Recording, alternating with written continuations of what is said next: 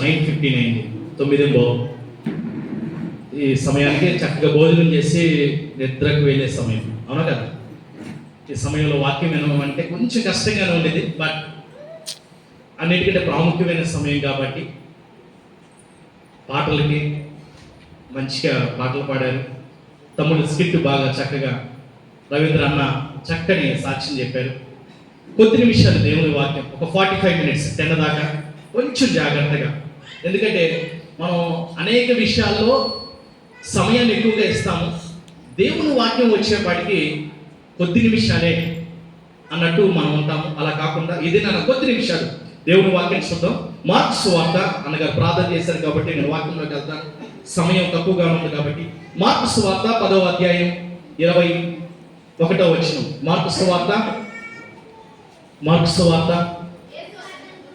యేసు అతన్ని చూచి అతన్ని ప్రేమించి, నీకు ఒకటి కొదువుగా ఉన్నది, నీవు వెళ్ళి నీకు కలిగినవన్నీ అమ్మి పేదలకి పరలోకమందు నీకు ధనము కలుగును, నీవు వచ్చి నన్ను వెంబడించమని చెప్పాను.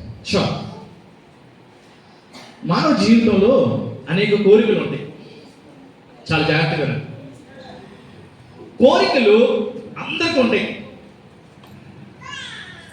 కోరికలు లేని వాళ్ళు ఈ భూ ప్రపంచంలో ఎవరు లేరు. మనిషిగా పుట్టిన ప్రతి ఒక్కరికి కోరిక అనేది ఉండేది. ఉండదా?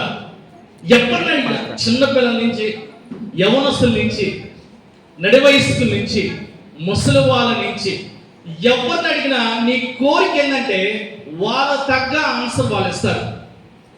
ఇప్పుడు లేచి బాబు నీ కోరిక ఏంటని ఒక యవనస్తుని అడిగితే, ఏం లేదన్నా డూగు బండేసుకొని, డూగనా డ్యూగా ఏదో రాయల్ ఎన్ఫీల్డ్ బండేసుకొని 120 స్పీడ్తో వెళ్తే సూపర్గా ఉండేది అని ఆమె యవనస్తుడు ఆన్సర్ చెప్పాడు.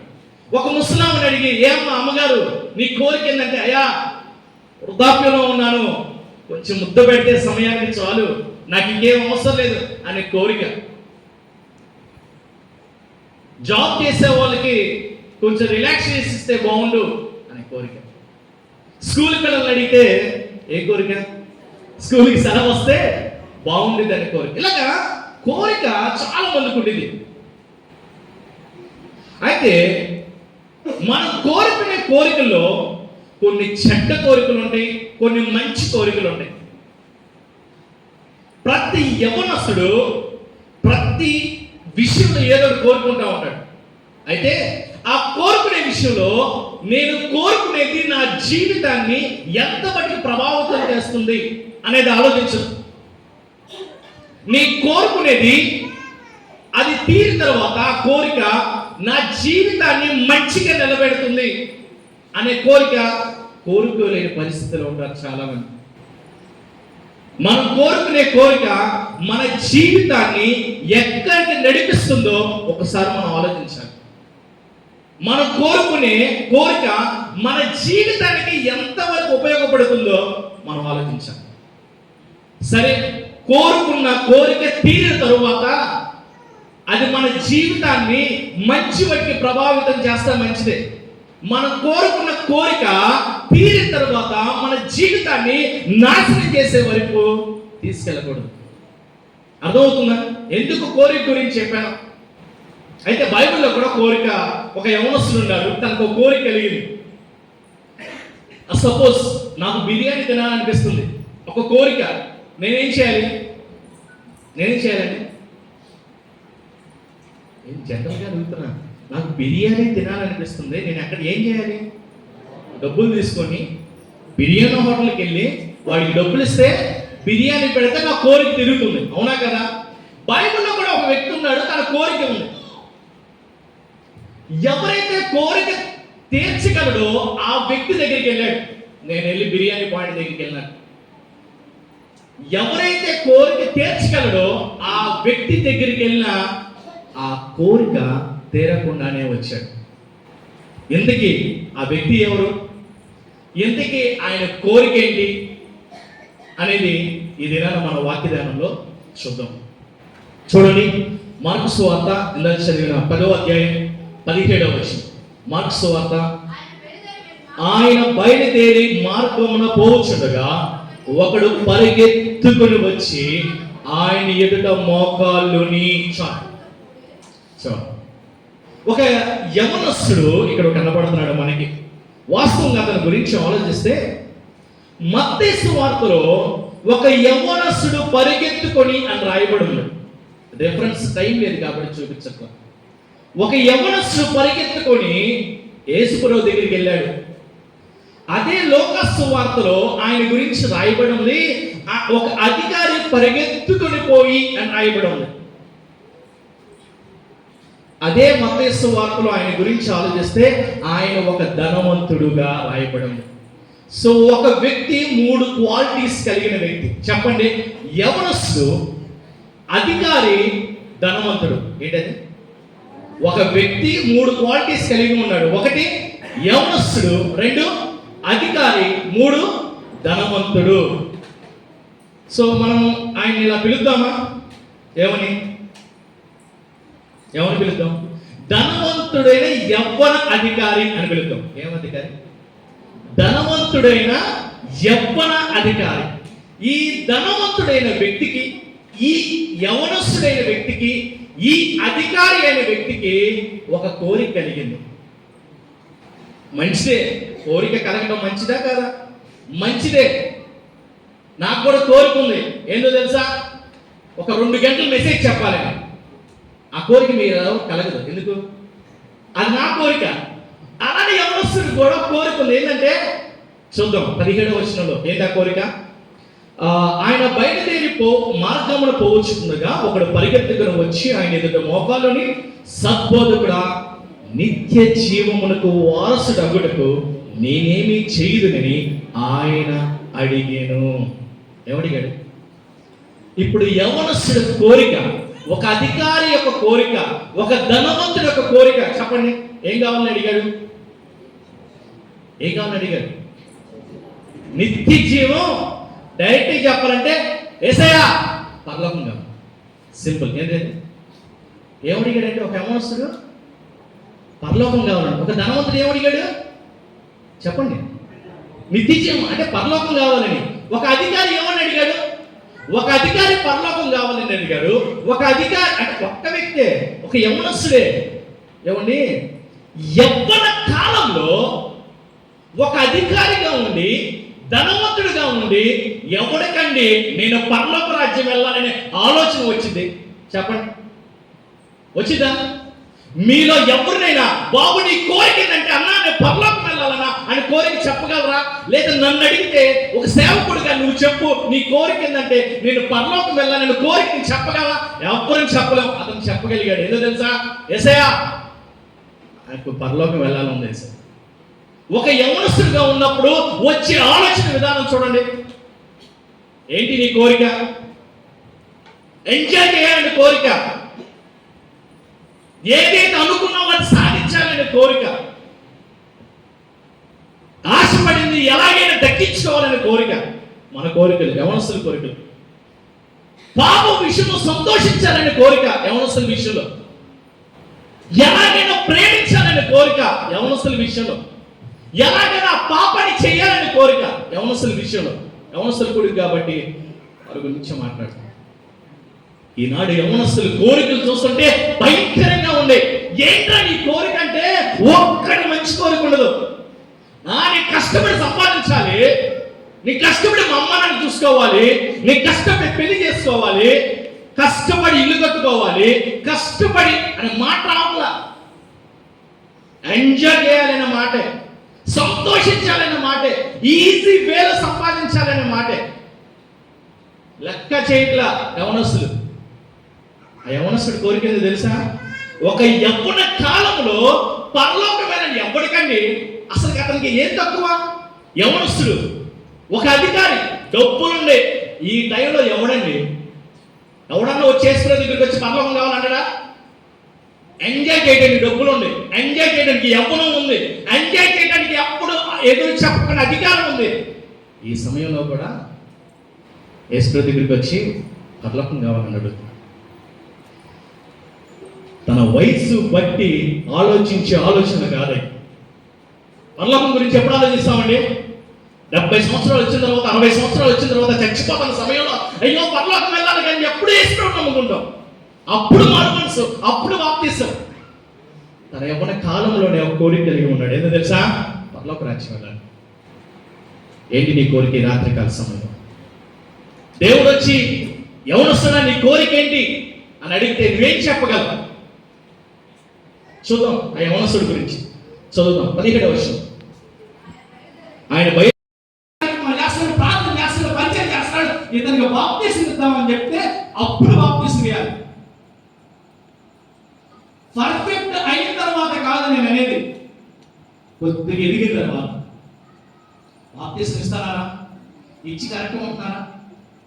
మా సంఘంలో ఒక యవనస్తుడు, నేను వెళ్ళిన 2022 సంవత్సరంలో పి కిరణ్ అనే వ్యక్తికి నేనే బాప్తిసం ఇచ్చాం. చక్కగా వచ్చాడు. 4 రోజులు 4 నెలలు చక్కకున్నాడు. ఒక 2 నెలలు తిరిగే ముందే బాప్తిసం ఇచ్చిన రోజు లోపల కలిసిపోయాడు. త్రాగుడు, కళలు దొరుకుతున్న ప్రేమ అనే వ్యవహారం, మళ్ళీ వచ్చి సిగ్గు లేకుండా బలలో పాల్గొని పొందుతాడు. చెప్పా, ఎన్నిసార్లు గద్దించిన లోపడిన వాడు మరి తిరిగి లేకుండా హఠాత్తుగా నాశనమగును. వచ్చింది ఒక రోజు నీకు. ఏ దేవుడు అంటే ప్రేమ స్వరూపం అనుకున్నావా? సేవకుడు అంటే ప్రేమతో చూద్దాం. ఎంతకాలం వచ్చుకుంటాడు? సేవకుడు వచ్చుకుంటాడు, సంఘస్థులు వచ్చుకుంటాడు, నీ తల్లిదండ్రులు వచ్చుకుంటాడు, దేవుడు వచ్చుకోడు. పాపం చూస్తే అసహ్యమైనది. పాపను వచ్చుకుంటాడు, పాపను అసహించుకుంటాడు. ఆయన దెబ్బ కొట్టాడు, కొడతాడు. సేవకులు చెప్పండి, దెబ్బ కొడతాడు. ఎన్నిసార్లు గద్దించినా లోపలికి వాడు మరి తిరిగి. సామెతలు 21:9, 21:10 ఎన్నిసార్లు గద్దించి లోపల తిరిగి హఠాత్తుగా రాశాడు. మరణం వచ్చేసింది. బాప్తిసం తీసుకున్నావా? బహుశా మీరు దేవుడికి ఇష్టం లేకుండా జీవిస్తున్నావా? ఎందుకు ఆ జీవితం? బాప్తిసం తీసుకునేది ఎందుకు? సేవకుడు తెలియకుండా ఇచ్చారు.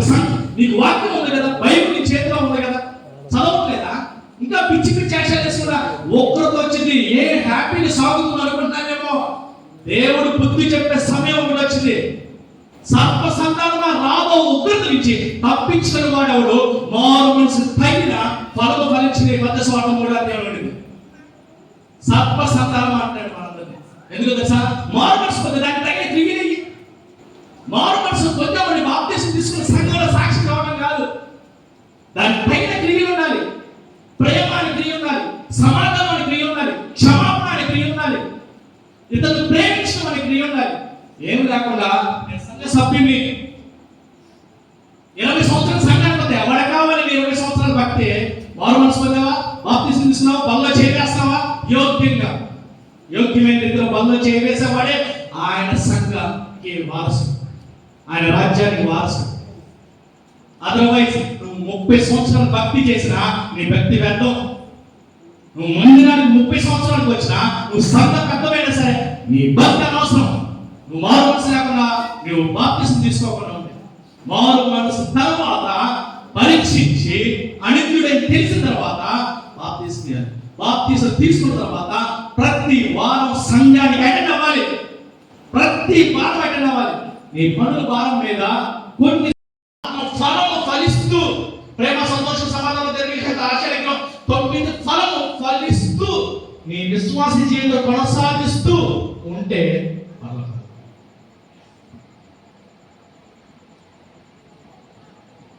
ఆన్సర్ చెప్పాడు. ప్రభా నేను ఫాలో అవుతున్నాను ప్రభా, చక్కగా ఫాలో అవుతున్నాను ప్రభా.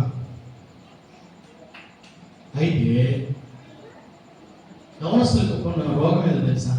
అన్నా నేను చేసేదంతా కరెక్టే అన్న. సామెతలు తీరు ఒకసారి. సామెతలు 16:25.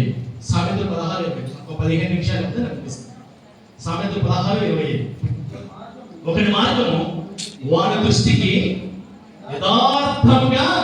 యవనస్తులకి బాగా చాలా మంచి మాట ఇది. ఏదో తెలుసా? ఒకని మార్గము వారి దృష్టికి. అన్నా నేను వెళ్ళేది కరెక్ట్ అన్నా, నేను వెళ్ళేది కరెక్ట్ అన్నా, నేను మాట్లాడిన మాట కరెక్ట్ అన్నా, అన్నా నేను వెళ్ళే మార్గం సూపరు. మా తమ్ముడు ఒకరోజు మరి అందరూ డబ్బులు అడిగాను. ఒక 5 సంవత్సరాలు సొంత తమ్ముడు. ఎందుకురా? నేను వేరే హాస్టల్లో ఉంటాను. నెక్స్ట్ డే ఇంటికి వెళ్ళాను. పెద్ద హీరో ఫ్లెక్స్ ఒకటి ఉంది, పుట్టినరోజు పెద్ద హీరో ఫ్లెక్స్, పెద్ద హీరో ఫ్లెక్స్. వాడి మొక్క వాడి కాళ్ళ కింద, చెప్పుల కింద, వాడి బూట్ల కింద చిన్న ఫుడ్ ఇది చేసుకుంది మా తమ్ముడు. అదే వాడెవడో హీరో, అందరికీ తెలిసిలే. వాడే అంట. ఎందుకో తెలుసా? వాడే కాబట్టి అంత పెద్ద హీరో వీడు మొహం చేసుకున్నాడు. చూసా, ఇంటికి వెళ్ళా. ఏంటి అన్న? ఏంటి తమ్ముడు కదా, అన్నాను కదా, సొంత అన్నమే కదా. ఏంద్ర ఎందుకు వేసావు నాన్న? డబ్బులు ఏం చేసా? 1500 నా దగ్గర తీసుకున్నావు. హీరో? ఎవరి హీరో? మా హీరో పుట్టినరోజు. ఎవరి హీరో? సరేరా, మీ హీరో నీకు రోజు అన్నం పెడుతుంది హీరో. ఆ హీరో కదా మరి ఇస్త్రీ చేస్తున్నాడు రోజు వచ్చి మన ఇంటి ముందర. ఆ హీరో కదా నీ బట్టలు ఉతుకుతున్నాడు. సరేరా, బాగా ఉంది. కానీ అమ్మ పుట్టినరోజు ఎప్పుడు రా? అమ్మ పుట్టినరోజు ఎప్పుడు? ఎవరికి తెలుసు? సరే, నాన్న పుట్టినరోజు ఎప్పుడు? నాన్న పుట్టినరోజు ఎవరికి తెలుసు? మీకు అర్థమైందండి? ఎవడో కన్నయ్య గారి ఫోటో, ఎవడో మేకప్ వేసుకున్నాడు ఫోటో, ఎవడో డబ్బులు తీసుకొని సినిమాలు చేసేవాడు, మేకప్ వేసుకొని డబ్బులు తీసుకొని ఏసీ గదిలో ఉండేవాడు, వాడిని పెట్టుకున్నాడు హీరోగా. వాడు పుట్టినరోజు చేశాడు, డబ్బులు ఖర్చు చేసేవాడి. అమ్మా నాన్న పుట్టినరోజు తెలియదు, అంత దౌర్భాగ్య స్థితిలో అవనస్తున్నారు. పొలిటికల్ హీరోలు కూడా పెట్టుకుంటున్నారు. అమ్మా నాన్న కూడా పెట్టుకున్నా. మా హీరో మా నాన్న కష్టపడి పెంచాడు నన్ను. ఇస్త్రీ బొగ్గులేసి ఉదయం 6 గంటలు నిలబడితే మా నాన్న నిలబడి 6, 7, 8 నైట్ మధ్యాహ్నం 12 గంటలు 1 గంట ఎండలో కష్టపడితే నేను MBA డబుల్ PG చేశాను. మా నాన్న కష్టపడితే. మనం మీ హిందూ కుటుంబం నుంచి వచ్చాం. మీరు మాలలు వేసుకోలేదు, మేము మాలలు వేసుకున్నాం. అయ్యప్పల భవానీ మాలలు వేసుకున్నాం మేము. మీకు తెలియదు ఆ విషయం. ఎందుకంటే ఎవరి జీవితాలు ఎంత నాశనం అవుతాయి అంటే ఎవడైనా పట్టించుకున్నాడండి. తిరిగారు మన ఎవరు పొలిటికల్ పార్టీలను తిరిగాడు, ఎవడు పట్టించుకున్నాడు? వాడు కూర్చుంటాడు, అందరూ ఎక్కి కూర్చుంటాడు, ఎంపీగా ఎమ్మెల్యేగా. ఎప్పుడు పట్టించుకో, నేను 100 మందిలో 2 చూసుకుంటాడు. 98 మంది ఎవరి ఇంట్లోకి వచ్చి వాడు అన్నంటే వాళ్ళ నాన్న. తల్లిదండ్రులు ఎంత బాధపడుతున్నారు ఆలోచించారు అసలుకి. తల్లిదండ్రులు పుట్టినరోజు తెలియదు, నువ్వు వాడెవడో పెట్టుకుని పుట్టినరోజు చేస్తే ఉందా? జ్ఞానం ఉందా? అసలు తినేది ఇదే కదా. యవనస్తులు అడుగుతున్నా, కోపంతో కాదు, బాధతో అడుగుతున్నా. అదే తల్లిదండ్రులు అంత ప్రేమించి ఈవెన్ ఇప్పటికి పెళ్ళైన నాన్నగారు లేదండి, అమ్మగారు చూసుకుంటారు. ఇప్పటికి చూసుకుంటారు. ఎంత ప్రేమిస్తారు. నేను చేసేది కరెక్ట్, నేను చెప్పిందే కరెక్ట్, నేను మాట్లాడేదే కరెక్ట్, నేను వెళ్ళేదే కరెక్ట్, నేను అనుకుందే కరెక్ట్ అని ఎవరస్తులు ఇరిపోతారు. ఈ దారులు కరెక్ట్ కాదు. సరే, ఎవరస్తులు చెప్పినప్పుడు ఏసయ్యా నేను చేస్తానని ఏసయ్యా అని చెప్పాడు. చెప్పినప్పుడు ఏసయ్య ఏం చేశాడు తెలుసా? చూద్దాం. ఏసయ్య ఏం చేశాడు? 21వ వచనం. యేసు అతన్ని చూసి అతన్ని ప్రేమించి. ఏసయ్య ఏం చేశాడండి? ఏసయ్య ఏం చేశాడు? ఈ రాత్రికాలం సమయంలో కూడా ఏసయ్య నిన్ను ప్రేమిస్తున్నాడు. ఎంత భయంకర పాపపు ఊబిలో ఉన్న ఏసయ్య నిన్ను ప్రేమిస్తున్నాడు. ఎంతగా ప్రేమించాడంటే తన యవ్వన కాలపు రక్తం నీ యవ్వనం కోసం ఖర్చు చేశాడు. ఎంతగా ప్రేమించాడంటే ఆయన యవ్వన కాలపు రక్తం నీ పాపాన్ని క్షమించడానికి ఆయన యవ్వన కాల రక్తం పెట్టాడు. దేవుని ప్రేమ మనలాంటి ప్రేమ కాదు, మనుషుల ప్రేమ కాదది, మనుషులకు అర్థమయ్యే ప్రేమ కాదు. ఆయన ప్రేమ, ఆయన ప్రేమించినట్టు ఈ లోపల ఎవ్వరు నేను నన్ను ప్రేమించారు. ఈవెన్ నా భార్య అయినా సరే, ఈవెన్ నా పిల్లలైనా సరే, ఆ పిల్లల్ని నేను ప్రేమించినంతగా యేసయ్య నన్ను అంతగానే ప్రేమిస్తాడు. ఆయన ప్రేమ ఊహకందని ప్రేమ, శాశ్వతమైన ప్రేమ, మరువని ప్రేమ, అద్భుతమైన ప్రేమ, వర్ణించలేని ప్రేమ.